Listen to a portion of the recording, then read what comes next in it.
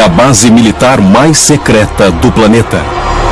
Você queria a Área 51? Pois aí está. Mas ninguém jamais chegou tão perto dela até agora. Este é o lugar para se estar e na hora certa. O que o governo esconde em seu interior? Seriam armas secretas ou tecnologia extraterrestre? Estávamos desmontando para descobrir como funcionava. E o que acontece quando as pessoas chegam perto demais? Corremos para dentro do carro para nos proteger. Agora, informações antissecretas, relatos de funcionários, revelações de ex-pilotos da CIA. Eu vi um disco voador. E uma olhada inédita na base usando equipamentos de última geração. Estamos gravando imagens da Área 51 em alta definição como as pessoas nunca puderam ver antes. Este é o caso número 55101, a Área 51. É enorme.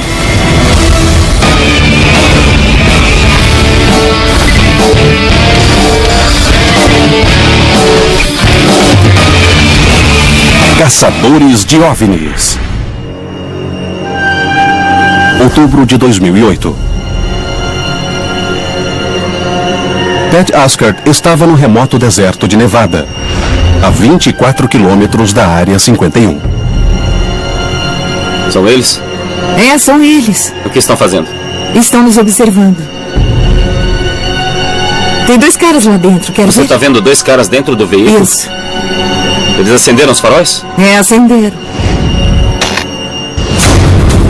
Agosto de 1955, no mesmo deserto em Nevada. Em um desolado leito de rio seco, um avião diferente de qualquer outro faz uma decolagem. O teste do avião espião U-2 anuncia a era moderna das aeronaves altamente secretas. E no centro de tudo, o Lago Groom, também conhecido como Área 51. Escolhido pelo governo norte-americano por sua localização remota, de acesso quase impossível.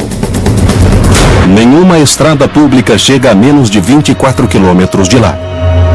Rachel, a cidade mais próxima, só foi criada em 1973 e a sua população raramente passa de 300 pessoas.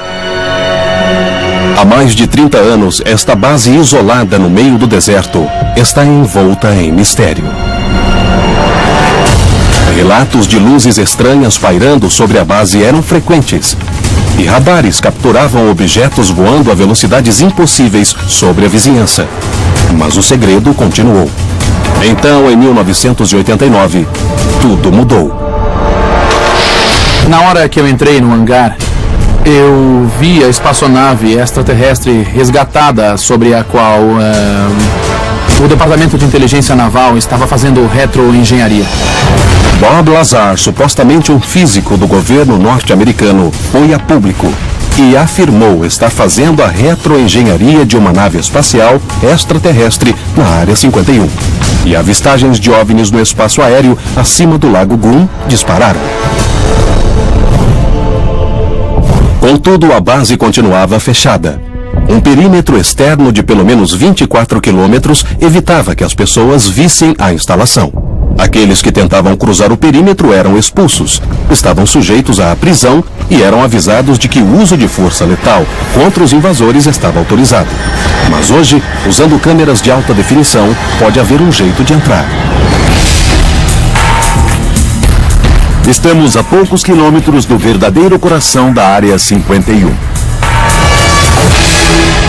É quase uma nação em si, com a sua própria equipe, seus funcionários e os seus próprios recursos. Existem programas em andamento hoje com novos veículos sobre os quais não sabemos nada. Até hoje, o governo norte-americano não reconhece oficialmente a existência de uma base chamada Área 51. Nem tampouco admite que realiza experimentos extraterrestres. Os investigadores então vão ao deserto de Nevada em busca de respostas. O Dr. Ted Eckworth vai explorar a história militar oficial da base. Houve uma progressão dos veículos mais avançados. Veículos clandestinos desenvolvidos aqui nos últimos 40 anos. Bill Burns investigará as alegações de retroengenharia. Quanto mais investigamos essa trama, mais ela aumenta e engrossa. E Pat Asker tentará ver a base. É a chance de observar um dos lugares mais secretos do mundo. A Área 51 recebeu esse nome em função dos mapas da década de 50. Eles mostram o complexo de testes de Nevada dividido em forma de grade. E cada quadrante tem um número diferente. A terra em torno do Lago Groom recebeu o número 51 ao acaso. Já que os registros históricos revelam muito pouco, ou quase nada, pouquíssimas pessoas sabem a verdade sobre o que aconteceu lá dentro. Vou me encontrar com Peter Merlin. Ele é um historiador aeronáutico e um especialista na Área 51. Peter Merlin é membro da Fundação Histórica do Local de Testes de Nevada. Ele já entrevistou dezenas de funcionários da Área 51 e estudou alguns dos documentos altamente secretos, hoje liberados, e imagens de satélite antes ilegais. E a base foi inaugurada por volta de 1955, é isso? Foi criada em 1955 pela Agência Central de Inteligência. O avião espião U-2 era altamente secreto e precisavam de um lugar para testá-lo, longe do olhar do público. De início, os engenheiros escolheram o Lago Groom, um imenso leito de rio seco, devido à presença de uma pista de pouso natural de 6.000 metros. Mas quando ficou aparente que o U-2 estaria vulnerável a ataques de mísseis soviéticos, os militares norte-americanos começaram a ocultar outros projetos secretos. Bom, a base no Lago Groom não estava preparada para isso. Não tinha as instalações, a infraestrutura, nem a pista de pouso. Então a construíram. E foi assim que ela se tornou mais uma base da Força Aérea como a conhecemos. Nos anos 60, a base tornou-se o marco zero para o desenvolvimento e testes de todas as aeronaves militares altamente secretas. O RB-69A, o F-117 e o B-2. Em que acha que estão trabalhando na Área 51 agora? Provavelmente vamos ver muito mais testes de veículos não tripulados agora, porque a Força Aérea tem se dedicado bastante a isso. Mas não se sabe de ninguém que tenha visto um teste nesta área altamente restrita. Mas é exatamente isso que Pat vai tentar fazer.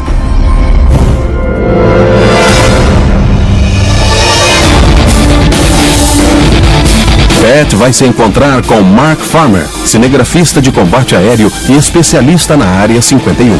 Ele vai levar Pat para ver uma área de testes desconhecida, que poucos já visitaram.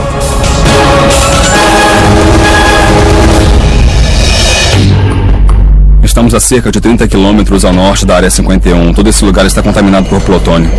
Fizeram um teste de dispersão e detonaram um dispositivo nuclear. Então estamos em uma área rica em plutônio mesmo? Há plutônio à nossa volta. Tá legal, ótimo.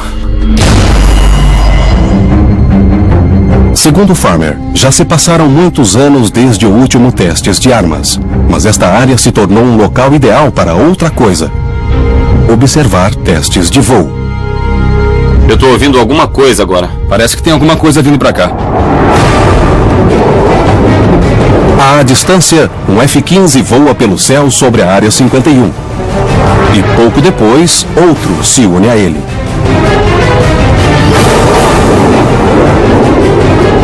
Os militares podem ter sido alertados da presença dos investigadores. Acha que estamos sendo observados? Por vigilância eletrônica, com certeza.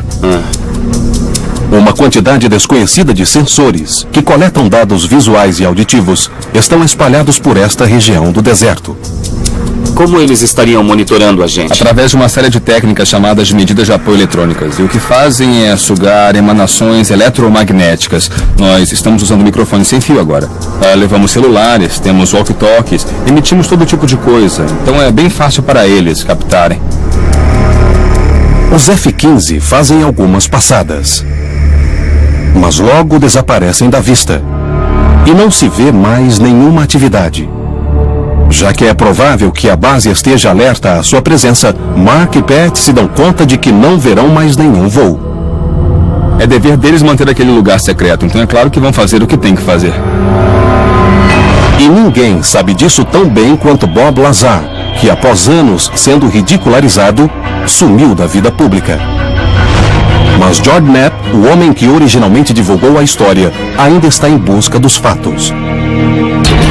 Hoje, Knapp trabalha para a TV KLAS, a afiliada da CBS em Las Vegas, Nevada. George Knapp divulgou a história de Bob Lazar e George Knapp divulgou a história da Área 51. Na reportagem que Knapp fez em novembro de 1989, Lazar afirmou estar fazendo a retroengenharia de discos voadores extraterrestres em um lugar chamado S4, no complexo da Área 51. Mas as provas do vínculo empregatício com o S4 e o Laboratório Nacional de Los Alamos, onde supostamente trabalhou antes da Área 51, aparentemente sumiram. Ele afirmou que a sua identidade estava sendo apagada e muitos o consideraram uma fraude. Mas Knapp encontrou a informação nos registros do laboratório em Los Alamos. Ligamos para o laboratório e eles disseram, não temos nenhum registro dele. Então encontramos o diretório do laboratório e tinha o nome dele. Eu liguei de novo e disse, achei o nome dele. E eles, não temos esse registro. O governo estaria tentando ocultar o fato de que Lazar havia trabalhado na Área 51? Então eu peguei o artigo publicado no jornal, no Los Alamos Monitor, e lá estava, na primeira página, uma foto dele com o carro, e ele foi citado como físico. Aí ligamos de novo para o laboratório e disseram, não temos nada sobre ele. E eu sei que ele esteve lá, não só por causa do diretório e pelo artigo do jornal, mas porque entrevistei umas 5 pessoas que trabalharam com ele que disseram que ele estava lá trabalhando em projetos secretos.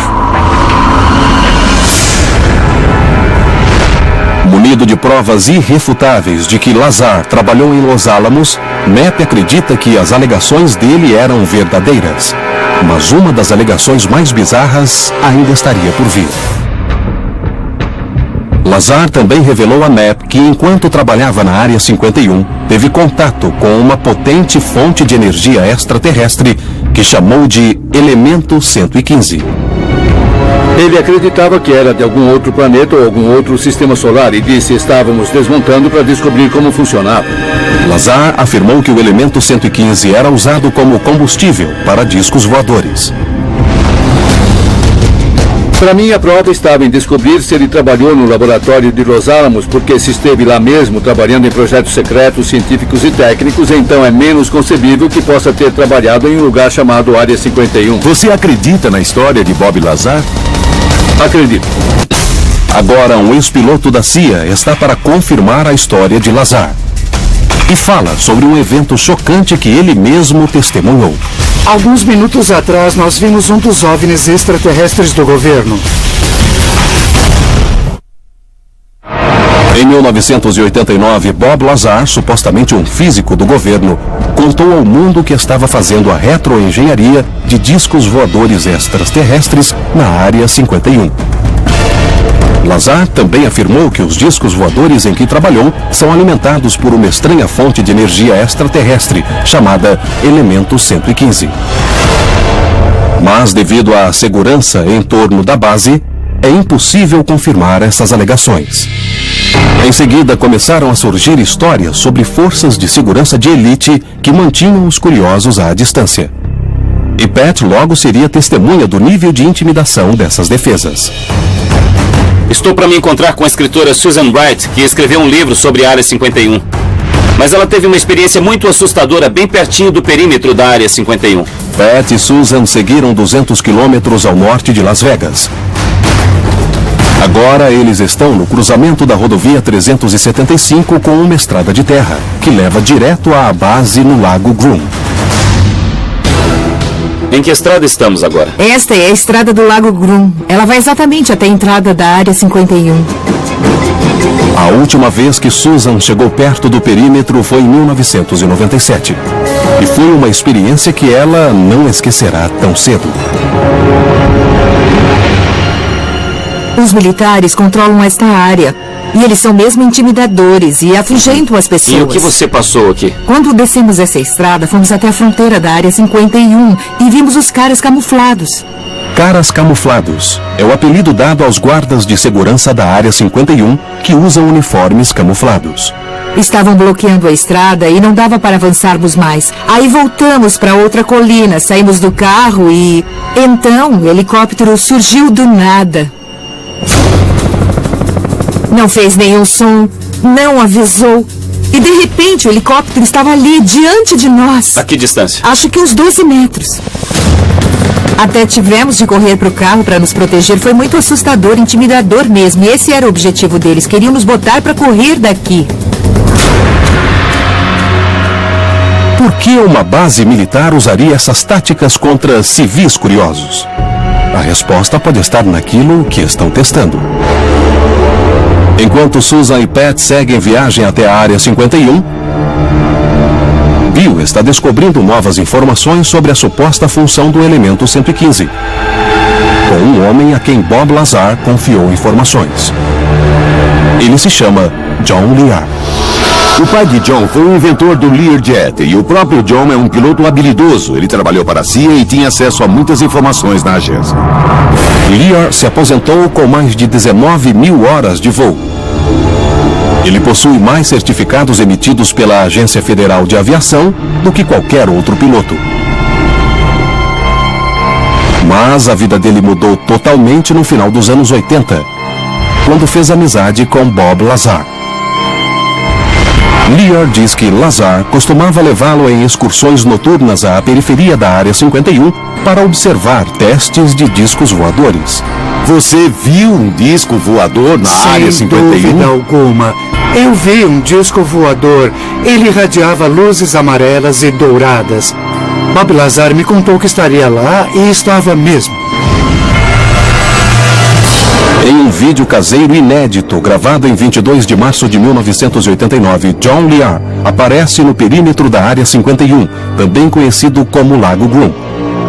A voz do homem que está segurando a câmera é de Bob Lazar.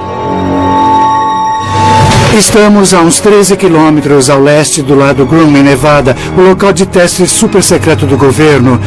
E alguns minutos atrás, nós vimos um dos OVNIs extraterrestres do governo voar logo ali. Nós o observamos por uns 7 ou 8 minutos. Quem me trouxe aqui esta noite foi Bob Lazar, que é um físico teórico que trabalha no Lago Groom. E a essa altura você também é um homem morto. Lear também afirma que Lazar deu um relato detalhado do trabalho que estava fazendo. Ele estava tentando fazer a retroengenharia do mesmo motor que impulsionava essas naves a centenas de milhares de anos-luz de distância. Lear também mostrou um modelo de reator que ele afirma ser o segredo da fonte de energia dos discos voadores. Você tira a tampa daqui e o combustível que alimenta essa coisa é uma parte do elemento 115. Bob disse que tem 250 quilos desta coisa em Los Alamos. Eles disparam prótons na ponta daquele elemento 115, bem ali. Sei. E o que isso faz é elevá-los para 116. E instantaneamente ele reage. O número 115 representa a quantidade de prótons no núcleo atômico do elemento. Lazar afirma que bombardear o elemento 115 com prótons adicionais aumenta a sua quantidade para 116. Mas o produto resultante é instável e rapidamente se quebra, liberando quantidades enormes de energia. E esse processo, segundo Lazar, permite aos discos voadores infringir as leis da gravidade convencional e viajar a velocidades incríveis. Aqui está o nosso disco e aqui está o espaço. E ele é capaz de puxar o espaço na direção dele e fazer com que o espaço envolva a nave. É isso que permite viajar pelo espaço a centenas de anos-luz de distância. Embora a maioria dos cientistas conteste as afirmações de Lazar a respeito da física do elemento 115, John Lear e Bob Lazar dizem que só agora ele começa a ser entendido. Se você acha que os discos voadores são um mito, uma ilusão ou um engodo, John confirmou a sua existência. Ele esteve mais envolvido nisso do que qualquer outro, exceto talvez Bob Lazar. As atividades que acontecem dentro da Área 51 podem ser bem particulares, mas em seu perímetro a operação é bem pública. Pat e Susan agora estão no extremo nordeste da área restrita, quando percebem que não estão sozinhos. Estão bem ali. O quê? Os caras camuflados no morro.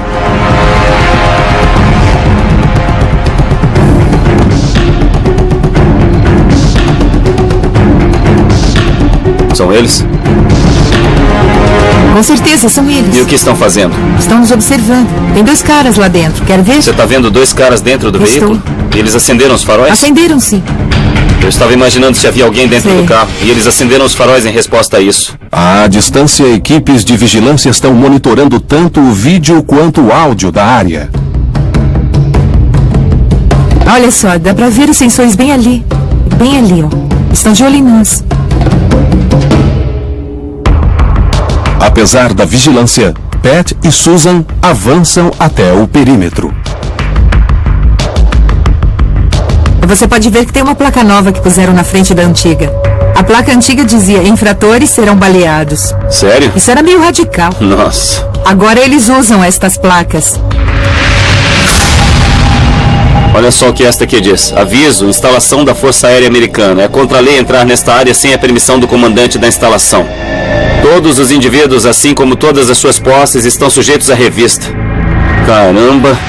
O uso de força letal está autorizado. Enquanto Pat e Susan começam a andar ao longo dos postes cor de laranja que delimitam o perímetro, a segurança nunca os perde de vista. Eles estão se reposicionando para ver exatamente o que estamos fazendo. Eles querem ver aonde vamos e exatamente o que vamos fazer. Estão observando a gente agora. Eles provavelmente estão nos olhando através de binóculos. Eu gostaria de dar o fora daqui. Está bem. Podemos? Podemos, sim.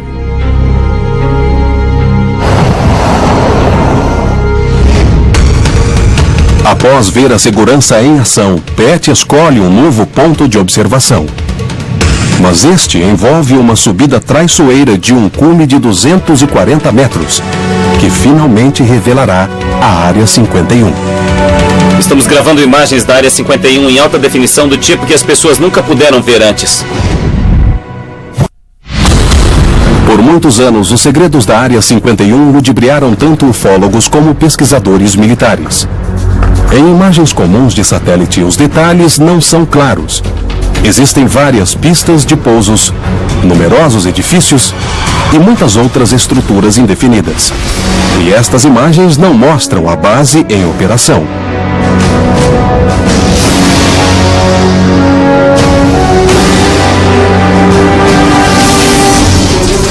35 quilômetros distante da cidade mais próxima.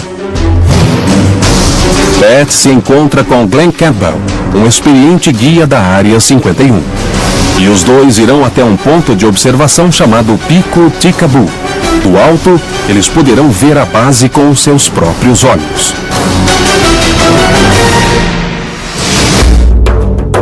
Nós vamos fazer um acampamento diurno porque chegamos um pouco cedo, o sol ainda não se pôs e nós queremos escalar à noite. Queremos estar lá quando o sol nascer, que é a hora ideal para ver a Área 51, pela manhã, quando o sol está nascendo. Enquanto Pat e Glenn montam um acampamento para passar a noite, a 32 quilômetros de lá, o Dr. Ted Eckworth está fazendo uma varredura do céu sobre o Lago Groom. No meio do caminho para Nevada, entre as cidades de Rachel e Alamo, uma faixa de estrada onde dizem que é comum avistar OVNIs no espaço aéreo acima da Área 51.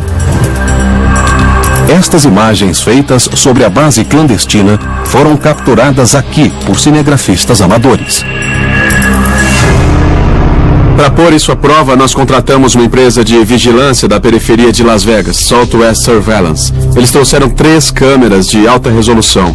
Vamos virar na direção da Área 51 e ver se conseguimos gravar alguma coisa. As 3 câmeras são montadas a 30 metros uma da outra. E nos próximos 3 dias gravarão uma região do céu sobre a Área 51 ininterruptamente. Se houver qualquer atividade aérea sobre a base, noite ou dia, estas câmeras vão registrá-la. Ao anoitecer, Pat e Glenn se preparam para a longa escalada do Pico Tikabu. O pico fica a 42 quilômetros da Área 51 e é o único local do qual se pode observar a base legalmente. Tivemos de percorrer 35 quilômetros de estrada de terra para chegar aqui e temos que fazer uma escalada muito difícil até o topo do pico. Então, não é uma coisa que qualquer um se dispõe a fazer.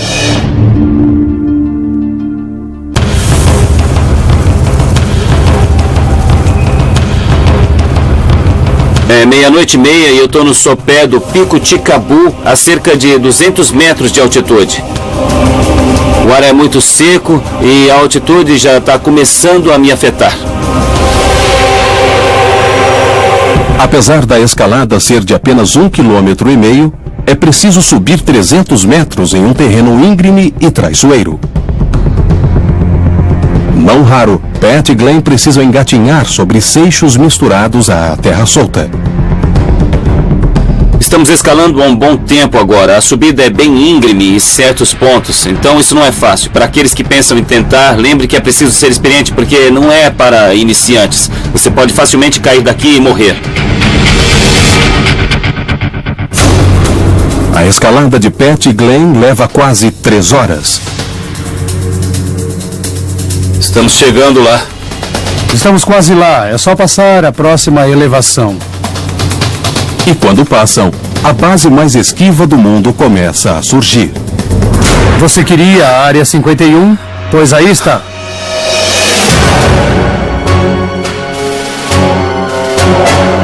Ah, caramba. É enorme. A base está a 42 quilômetros de distância. Mas o ar parado sobre o deserto de Nevada e a ausência de umidade oferecem uma visão clara dela. Quando o sol nascer, começaríamos a ver mais detalhes, mas cada uma daquelas luzes geralmente corresponde a um hangar.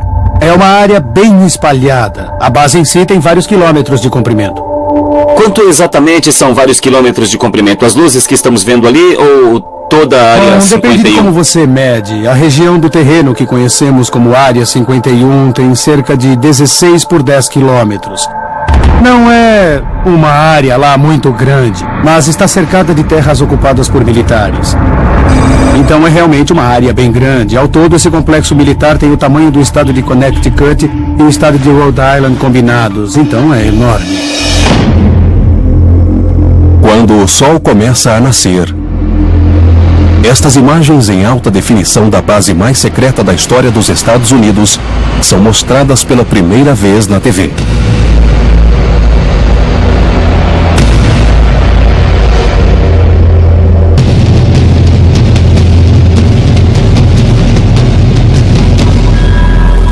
Mas quando Pat pega o binóculo para olhar, outro mistério aparece acima deles. Jatos sem registro.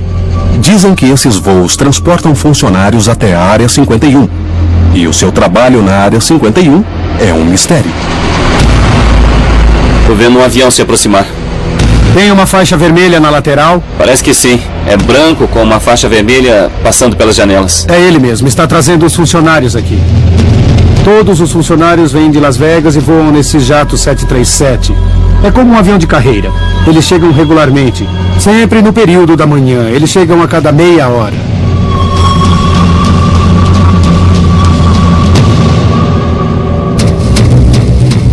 Contudo, a luz do dia oferece uma visão diferente.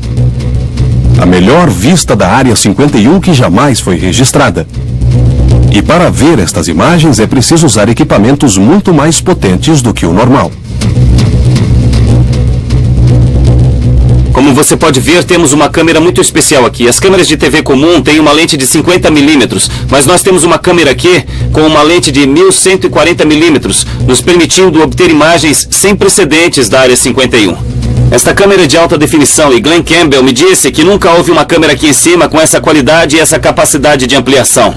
Então estamos gravando imagens da Área 51 em alta definição, do tipo que as pessoas nunca puderam ver antes.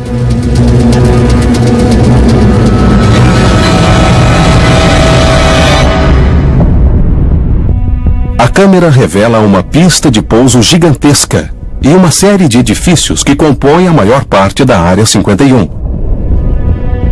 Os discretos hangares, escritórios e pistas de pouso localizados bem no meio do deserto de Nevada são um enigma. Mas o maior mistério de todos é este hangar gigantesco, que só foi construído recentemente. Eu estou sem adjetivos. Eu poderia dizer espantoso, fantástico, incrível, mas Nem juntando os adjetivos, eu consigo descrever a experiência. E para alguém que está investigando OVNIs, este aqui é o lugar perfeito para estar e na hora certa. O que acontece dentro do enorme hangar, claramente visível do topo do pico Tikabu? As imagens de satélite mais recentes mostram todas as possibilidades. E este grandão aqui é bem comum. Uma passagem rápida pela periferia da Área 51 revelou as suas medidas de segurança extraordinárias. Conversas com o ex-piloto da CIA mostraram que, teoricamente, uma tecnologia extraterrestre pode estar sendo testada.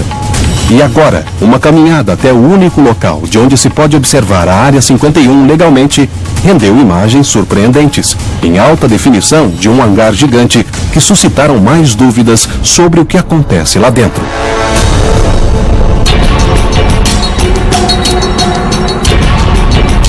PED examina as imagens de satélite mais recentes da base com o historiador aeronáutico Peter Merlin. Esta aqui é a foto mais recente que nós temos, feita por satélite da Área 51. Parece uma foto de altíssima qualidade. Hoje a Área 51 consiste de 24 hangares, 4 pistas de pouso, numerosos dormitórios, uma torre de radar e até mesmo um edifício à prova de explosões. Mas ela não começou tão grande assim. Esse era o seu aspecto nos anos 50. Era chamada de pista de pouso Watertown. Havia apenas uma pequena pista de pouso de asfalto de 150 metros, vários hangares pequenos, depósitos, trailers para as pessoas morarem, condições bem espartanas. A base manteve esse perfil modesto durante 25 anos. E de repente foi ampliada. Nos anos 80 houveram algumas mudanças dramáticas. Construíram uma área de armazenagem para munições, a pista foi estendida em 1.500 metros e eles adicionaram uma nova área para taxiar. As mudanças nos anos 80 aconteceram pouco antes de Bob Lazar ir a público e afirmar que o governo testava aeronaves altamente secretas construídas com tecnologia extraterrestre. E agora, estas imagens de satélite mais recentes estão confirmando o que Pat viu no topo do pico Tikabu. Existem alguns hangares novos no extremo sul e você fica imaginando por que precisavam de um novo hangar, porque já tinham 23 hangares. Então é evidente que estes outros não devem estar vazios e este grandão aqui é mesmo muito incomum. Mas o que exigiria um hangar tão grande? Investigações anteriores já viram supostos OVNIs de muitas formas e tamanhos. Mas apenas um tipo se encaixaria na descrição. As avistagens de triângulos gigantes. Em 1997, em Phoenix, no Arizona. Eu vi um objeto grande e escuro em forma de delta. Em 2004, no Park Tinley, em Illinois. Eu gravei uma fita! Eu gravei! E mais recentemente, em 2008, em Gales, no Reino Unido.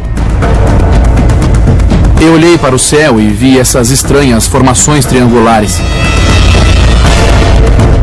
Uma experiência militar plausível. Um dirigível stealth pode explicar o fato. Mas o governo nega sua existência. E muitos especialistas se perguntam como ele poderia ser mantido escondido do público. Desinformação, divulgação de informações falsas é assim que mantemos segredo. E pode ser que nunca sejam revelados. Mas a investigação pode ter encontrado a resposta. Dentro da Área 51. Seria este hangar a prova de uma emergente tecnologia ultra-secreta, responsável pelas avistagens de OVNIs na última década?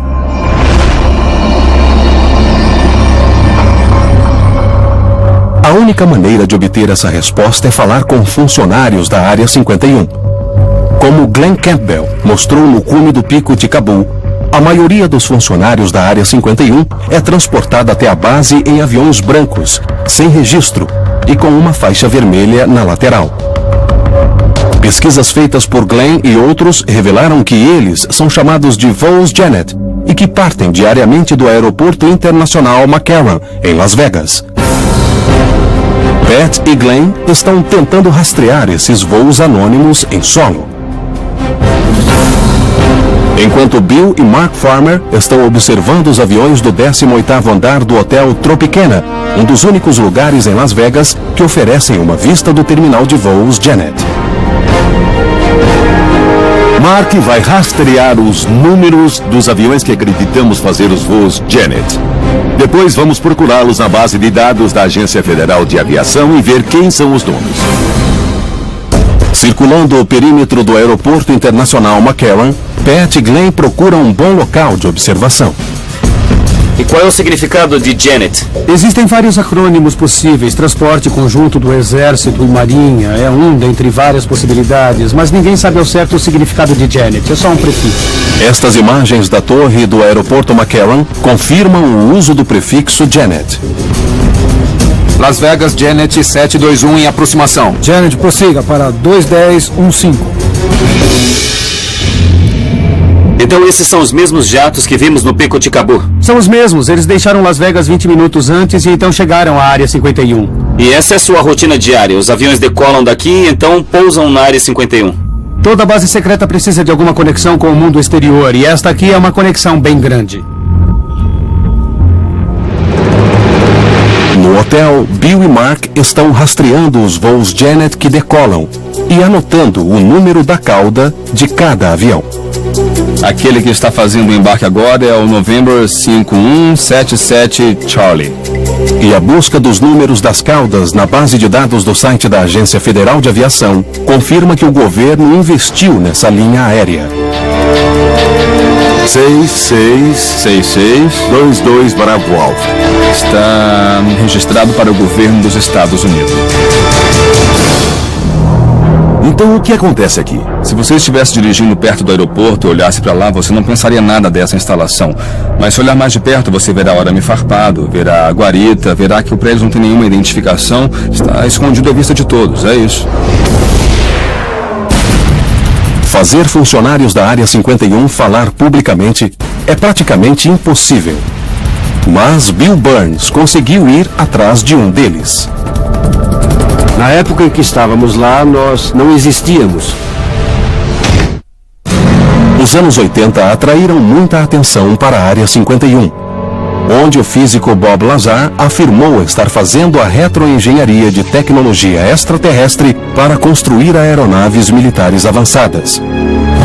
Lazar não tem sido visto nos últimos anos e raramente fala sobre as suas experiências. Mas imagens recentes da base revelaram que é possível que algo muito grande pode estar sendo desenvolvido na Área 51. E agora Bill conseguiu encontrar um ex-funcionário da base altamente secreta. Vou me encontrar com Barnes, um ex-engenheiro da Área 51. T.D. Barnes trabalhou como engenheiro elétrico na Área 51, de 1968 a 1972. Ele trabalhou no desenvolvimento de numerosas aeronaves altamente secretas que desde então tiveram suas imagens divulgadas, como o A-12 e o F-117. Segundo ele, a verdadeira identidade dos engenheiros da Área 51 é mantida secreta enquanto eles trabalham na base. Nós tínhamos pseudônimos, nomes de código.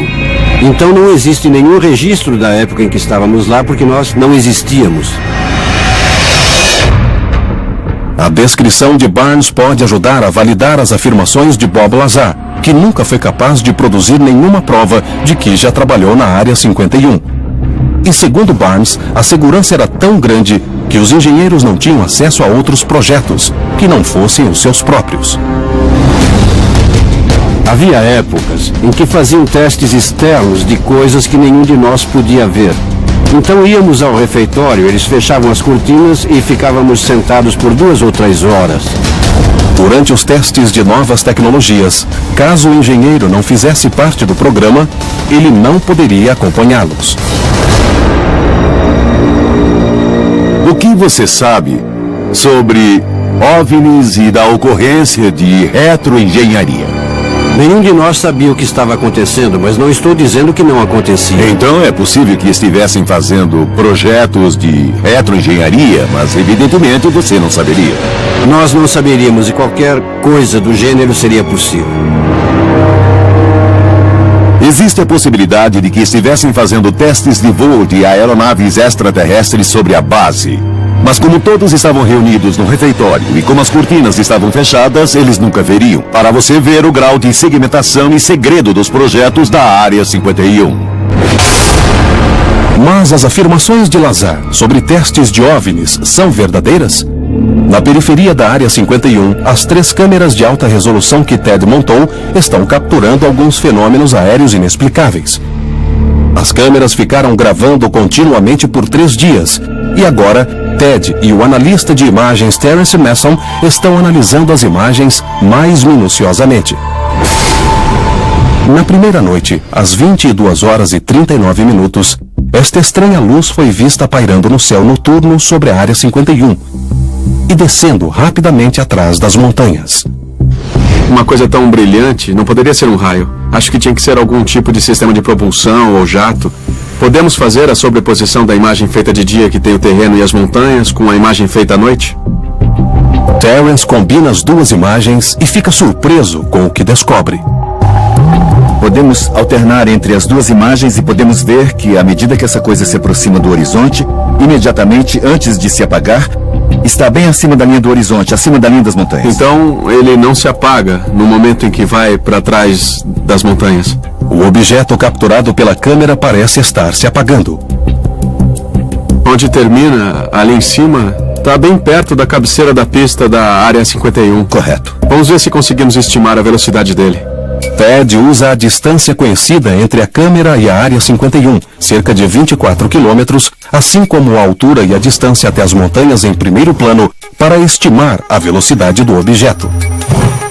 Qual é a distância que temos aqui quando o objeto está caindo, comparado à altura da cadeia de montanhas? É mais ou menos o dobro da altura relativa da cadeia de montanhas a partir do chão. Se está descendo sobre a Área 51, estamos vendo viajar cerca de 3.000 metros em 2 segundos e 2 décimos.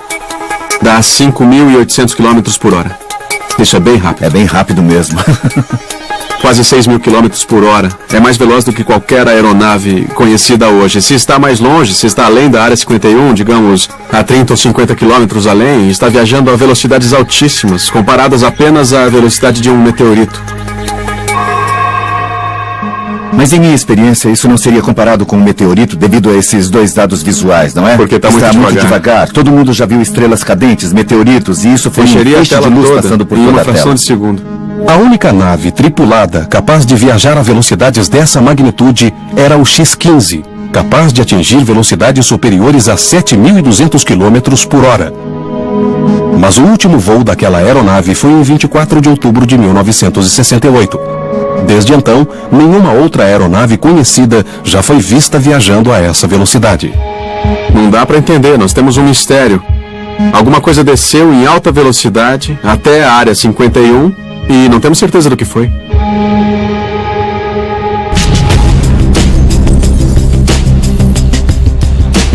Já dirigimos em volta deste lugar e tentamos olhar lá dentro. E o que temos aqui é o segredo definitivo. A Área 51 é um fato, não é ficção. Está aqui desde 1955. E embora a instalação em si nunca tenha sido um segredo, o que acontece dentro dela sempre foi altamente secreto. Depois de eliminar todo o resto, qual é o grande segredo da Área 51? Os discos voadores ainda estão lá naquelas montanhas? O que eles estão escondendo? O que tem lá? As imagens mais próximas da Área 51 provam que a base ainda está ativa. E graças à presença de hangares enormes, objetos impossivelmente velozes e avistagens recentes de grandes triângulos por todo o globo. A Área 51 pode ser a fonte de um fenômeno ufológico mundial.